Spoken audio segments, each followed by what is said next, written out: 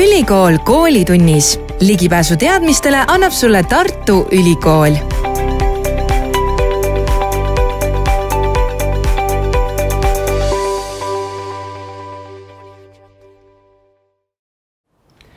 Tere! Mina olen Tartu Ülikooli Läänemere-soome keelte teadur Eeva Saar ja räägin teile välitöödest Läänemere-soome keelesugulaste juurde. Eesti murdeid ja sugulaskeeli saab uurida ka tugitoolis ehk kameraalse tööna, ent selleks, et teada saada, mis maailm on tegelikult keele taga või sees, tuleb ikkagi rännakule asuda. Välitööd on meid viinud Eesti murretealadele, et koguda näiteks mulgi, võru ja setu keelt, aga ka Venemaal elavate omariikluseta sugulasrahvaste, vadjalaste, isurite, vepslaste, lüüdide ja karjalaste juurde. Aga miks meil on üldse tarvis tunda murdeid ja sugulaskeeli? Seda sellepärast, et eesti keel on pikkade sajandite jooksul toimunud suhteliselt lähedaste hõimukeelte järjest tiheneva koondumise saadus. Ainult sugulaskeelte uurimine lubab selgitada seda, mille poolest eesti keel on tõepoolest ainulaadne meie keelkonnas, Euroopas ja võib-olla ka kogu maailmas. Välitöid ehk ekspeditsioone eri rahvaste juurde on tehtud tegelikult juba paar sajandit. Võiks arvata, et kõik on juba kogutud, ent see ei ole nii. Jätkuvalt on mõnest keelevariandist üsna vähe näiteid või kaasaegseid salvestisi.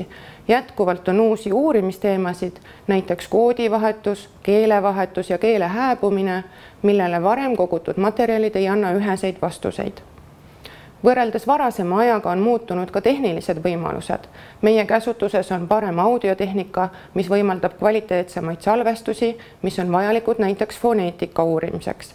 Samuti videotehnika, mis võimaldab jäädvustada suhtlussituatsioonis osalejad loomulikus autentses keskkonnas. Kõik Venemaal kõneldavad sugulaskeeled kuuluvad ohustatud keelte hulka. Näiteks vadjakeelt enam kogukonnas ei räägita. Keele ja muu ainestiku kogumine võib tulevikus olla aga väga oluline vahepeal käibest kadunud keele taaselustamisel.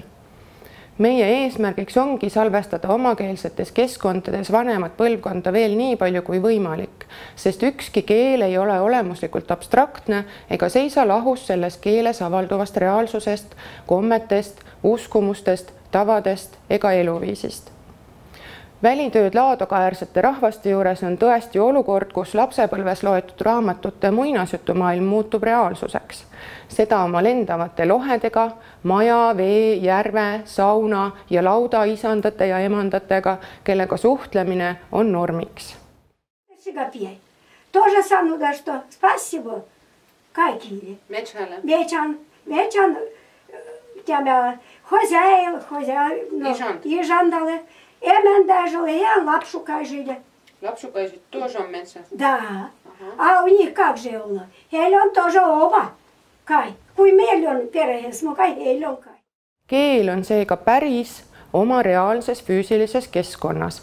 Eri keeled on aga erinevad pärisused. Teiste Läänemere-soome rahvaste pärisused on eesti keele omaga lähedases suguluses. Nii näiteks oleme eestlastena tegelikult unustanud, miks me haiget saanud kohale peale puhume. Kõrvutades endi taga lähisugulasrahvastega saame aimu, millest selline väljend võiks pärineda. Võrreldagu näiteks seto sõna puhus, soolale puhumise ja loitsu abil sooritatud nõidus või karjala puhunda ja vepsa puheg, mis mõlemad tähendavad loitsu ning sõnadega ravimist puhuva tehnikaga. Idapoolsete Läänemere-soome keelesugulaste pärimuse uurimine pakub niisiis olulist paralleelmaterjali ka paljude fragmenteerunud Eesti traditsioonilise kultuuri nähtuste mõistmisel ja mõtestamisel. Seega, uurides oma keelesugulasi, saame me palju rohkem teada ka eesti keelest ja kultuurist, eriti sellest, mis on vahepealse moderniseerumisega kaduma läinud. Tänan kuulamast!